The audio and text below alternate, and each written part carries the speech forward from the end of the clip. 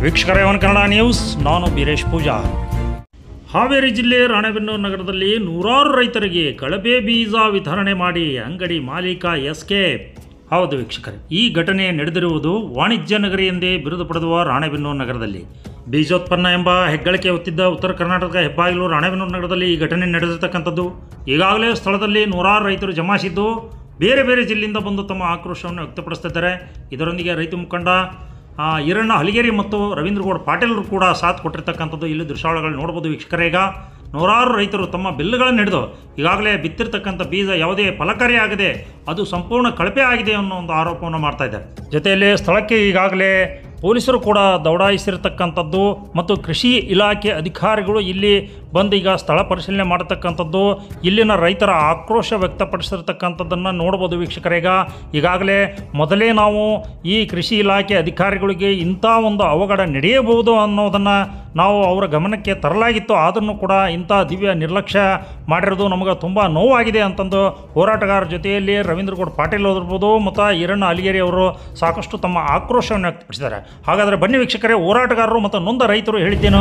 ಈಗಾಗಲೇ ನಾವು ಪ್ರತಿ ವರ್ಷ ಏನೋ ಕೃಷಿ ಸಂಬಂಧಪಟ್ಟಂತ ಅಧಿಕಾರಿಗಳನ್ನ ಕರೆದು ಮೀಟಿಂಗ್ ಮಾಡಿ ಅತಿ ನಮ್ಮ ಹಾವೇರಿ ಜಿಲ್ಲೆಯಲ್ಲಿ ರಾಣೆಬೆನ್ನೂರಲ್ಲಿ ಕಳಪೆ ಬೀಜ ಮಾರ್ತದವು, ನೀವು ಅವಕ್ಕೆ ಅವಕಾಶ ಕೊಡಬಾರಿ ಅಂತ ಎಲ್ಲ ಅಧಿಕಾರಿಗಳಿಗೂ ನಾವು ಪ್ರತಿ ವರ್ಷ ನಾವು ಗೆರ ವಾಕ್ಯಂತನ ಬಂದ್ವಿ. ಕೃಷಿ ಮಂತ್ರಿಗೆ ಲೇಟರ್ ಹಾಕಿದ್ವಿ, ಮುಖ್ಯಮಂತ್ರಿಗಳಿಗೆ ಲೇಟರ್ ಹಾಕಿದ್ವಿ. ಆದರೂ ಇವತ್ತು ನಮ್ಮ ತಾಲೂಕಿನ ಅಲ್ಲದ ಬೇರೆ ಹರಪನಹಳ್ಳಿ ಬಳ್ಳಾರಿ ಜಿಲ್ಲೆ ರೈತರಿಗೆ ಸವಣೂರು ಒಂದು 2-3 ಜಿಲ್ಲೆ ರೈತರಿಗೆ ಹೊಳಲ್ಕೆರೆ ಒಂದು 4-5 ಜಿಲ್ಲಾ ರೈತರಿಗೆ ಅನ್ಯಾಯ ಆಗಿದೆ.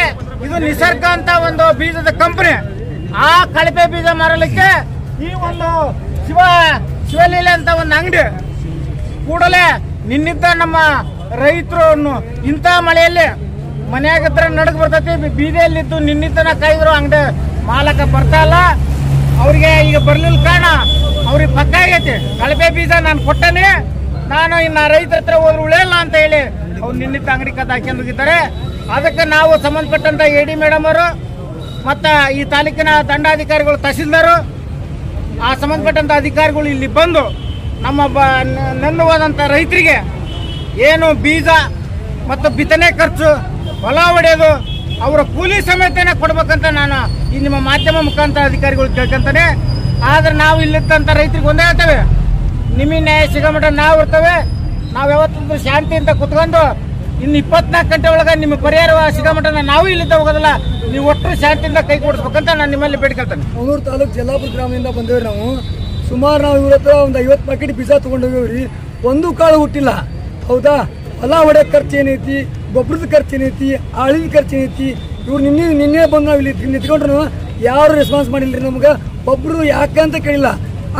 ಅದಕ್ಕೆ ನೀವು ಪರಿಹಾರ ಕೊಡ್ಬೇಕಂತ ನಾವು ಕಳಕಳಿಯಾಗಿ ವಿನಂತಿ ಮಾಡಿ ಕೇಳ್ಕೊಂತೀವಿ ಎಲ್ಲರನ್ನು.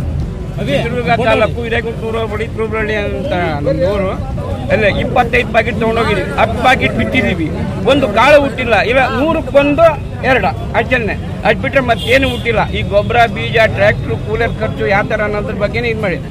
ಇಲ್ಲಿ ಬಂದ್ವಿ, ಇವ್ರು ನೋಡ್ರೆ ಬಾಕ್ಲು ಮುಚ್ಕೊಂಡು ಅದ ಹೋಗಿದ್ದಾರೆ. ನಾವು ಮುಂದಿನ ಹೆಂಗೆ ಅನ್ನೋದ್ರ ಬಗ್ಗೆನೇ ನಮ್ಗೆ ಇದು ಇಲ್ಲ. ಇದೇ ಫಸ್ಟ್ ಬಂದಿರೋದು ನಾವು ಇಲ್ಲಿ ಅಂಗಡಿದಾಗ ಬಂದು ಏನನ್ನೋದು ವಿಚಾರ ಮಾಡ್ಕೊಂಡು ಆಮೇಲೆ ಮುಂದುವರಿಯೋಣ ಅಂತ ಹೇಳ್ಬಿಟ್ಟು ಇದು ಮಾಡ್ತಿದ್ದೀವಿ. ಅವರು ಮುಖಾಂತರ ನಾವು ಮುಂದುವರಿಯೋಕ್ಕೆ ಹೊಂಟಿದ್ದೀವಿ. ಅವನಿಗೆ ಚಾಲಕು ನಾವು ತಗೊಂಡ ಬೀಜ ಬಿತ್ತಿದ್ರೆ 100-2 ಬೀಜ ಹುಟ್ಟೈತಿ. 4 ಎಕರೆ ಆಳಿಂದೇನು ಬಿತ್ತೆ ಹೊಲ ಹೊಡೆದೇನು ಗೊಬ್ಬರ ಬೀಜದ್ದೇನು ನಮಗೆ ಪರಿಹಾರ ನೀಡಬೇಕನ್ನೋ ಕೇಳ್ಕೊಳ್ತದೆ. ಈಗಾಗಲೇ ನಮಗೆ 1 ಗಂಟೆದಿಂದ ನಮ್ಮ ಗಮನಕ್ಕೆ ಬಂತು ರೈತರು. ನಾನು ಹೇಳೋದೇನಂತಂದ್ರೆ ಇಂಥ ಹೊತ್ನ್ಯಾಗ ಅಧಿಕಾರಿಗಳು ಚೇರ್ ಹಾಕ್ಯಂತ ಕುಂದ್ರ ಅಂಥದ್ದಲ್ಲ, ಬರ್ಬೇಕು, ವಿಜಿಲೆನ್ಸ್ ಎಲ್ಲ ಅಡ್ಡಾಡ್ಬೇಕು. ಅತಿ ಹೆಚ್ಚು ರಾಣೆಬೆನ್ನೂರು ಕಳಪೆ ಹಾಕ ಬಂದಾಗ ಅವ್ರ ಜವಾಬ್ದಾರಿ ಇರ್ಬೇಕು ಅಡ್ಡಾಡಕ್ಕೆ. ಇಲ್ಲಿ ಯಾಕೆ ರೈತರು ಕೂಡಿದ್ದಾರೆ, ಇವ್ರಿಗೆ ಯಾರಿಗೆ ಎಣ್ಣೆ ಆಗೈತೆ ಅಂತಂದು ಕರೆದು ಕೇಳಕ್ಕೆ ಅವ್ರೇನು ಈ ರಾಜ್ಯದ CMಗಳಲ್ಲ, ಗೊತ್ತಿಲ್ಲ ಅನ್ನಕ್ಕೆ. ಈ ತಾಲೂಕಿಗೆ ಮಾತ್ರ ಸೀಮಿತ ಆಗಿದ್ದಾರೆ ಅಧಿಕಾರಿಗಳು. ಅವ್ರು ಅಡ್ಡಾಡ್ಬೇಕು. ಯಾಕೆ ಅಧಿಕಾರಿಗಳು ಯಾಕೆ ಇಲ್ಲಿ ನಮ್ಮ ರೈತರು ಕುತ್ಕೊಂಡಾರ ಅನ್ನೋದ್ರ ಬಗ್ಗೆ ವಿಚಾರ ಮಾಡಿ ಅವ್ರು ಕೂಡಲೇ ನಾವು ಪೊಲೀಸ್ ಸಿಬ್ಬಂದಿಯವರು ನಮ್ಮ CPI ಸರ್ ಅವ್ರ ಗಮನಕ್ಕೆ ತಂದಾರಂತ. ಈಗ ಅವ್ರು ಇಲ್ಲಿಗೆ ಬರ್ತಾ ಇದಾರೆ. ಅವರು ಬಂದ ಮೇಲೆ ನ್ಯಾಯ ಕೊಡ್ಸೋಕ್ಕಾಗಲಿಲ್ಲ ಅಂದ್ರೆ ಆ ಅಧಿಕಾರಿಗಳು ಸಸ್ಪೆಂಡ್ ಆಗ್ಬೇಕಂತ ವಿನಂತಿ ಮಾಡ್ಕೊಳ್ತದೆ. ಕೆರೆ ತಾಲೂಕು ಆರ್ನೂಲೇನು ಗ್ರಾಮ, ಇಲ್ಲಿಂದ ಸುಮಾರು ಈ ವರ್ಷನೇ ತಗೊಂಡೋಗಿರೋ ಸರ್. ನಾವು ಸುಮಾರು ಒಂದು 40-50 ಬ್ಯಾಗ್ ತಗೊಂಡೋಗಿದ್ದೀವಿ. 50 ಬ್ಯಾಗಲ್ಲಿ ನಮಗೂ ಹುಟ್ಟಿರೋದೇ ಅಲ್ಲೊಂದು ಬೀಜ ಹುಟ್ಟಿದಾವೆ. ಯಾವುದು ಅಷ್ಟೊಂದು ಆಗಿಲ್ಲ. ಅಳಿಸಬೇಕಾ ಇದೆ, ವಿಡಿಯೋ ಸಮೇತ ಇದೆ ಸರ್ ನಮ್ಮ ಹತ್ರ. ಅದು ಫೋಟೋನು ತಗೊಂಡಿದ್ದೀವಿ. ಫೋನ್ ಮಾಡಿದ್ದೀವಿ, ಬರ್ರಿ ಮಾತಾಡೋಣ ಕುತ್ಕೊಂಡು ಅಂತ ಹೇಳಿದರು. ಇವತ್ತು ಬಂದಿದ್ದೀವಿ, ಅವ್ರಿಲ್ಲ. ಮಾಡಿದಾಗ ಹೇಳಿದ್ರು ನಮಗೆ ಅವರು ಏನಂತ ಹೇಳಿದ್ರು ಸರ್? ಅದೇ ಕೊಡ್ತೀವಿ ಬರ್ರಿ, ಇಲ್ಲಿ ಏನು ಬರ್ರಿ ನೋಡೋಣ ಬರ್ರಿ, ನಿಮ್ದು ತಗೊಂಬರ್ರಿ ಅಂತ ಬಿಲ್ ತಗೊಂಬರ್ರಿ, ನಿಮಗೆ ಅದೇನು ಪರಿಹಾರ ಕೊಡ್ತೀವಿ ಅಂತ ಹೇಳಿದ್ರು ಅವ್ರು ನಮಗೆ.